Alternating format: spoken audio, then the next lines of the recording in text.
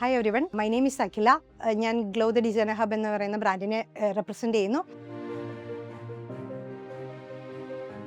ശരിക്കും പറഞ്ഞാൽ നമ്മൾ 11Xലേക്ക് വരുമ്പോൾ നമുക്ക് റവന്യൂ അല്ലെങ്കിൽ ആ പ്രോഫിറ്റ് എന്ന് പറയുന്നത് ഒരു കറക്റ്റായിട്ട് ഒരു ഐഡിയ ഇല്ലാത്തൊരു കാര്യമായിരുന്നു.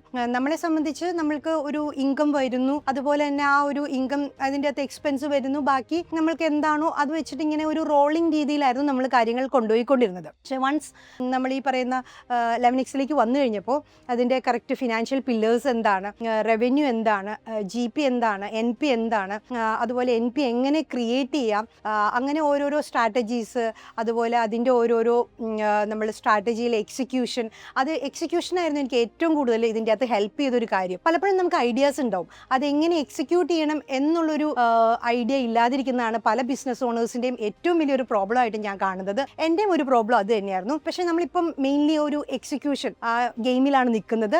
1% സ്ട്രാറ്റജിയും ബാക്കി 99% എക്സിക്യൂഷൻ എന്നുള്ളതാണ് 11X മെയിൻലി നമ്മളെ പഠിപ്പിക്കുന്നത്. സോ ഇപ്പോൾ നമുക്ക് ആ ഒരു മണി ഫ്രീഡം നമ്മൾ അനുഭവിച്ചു തുടങ്ങി.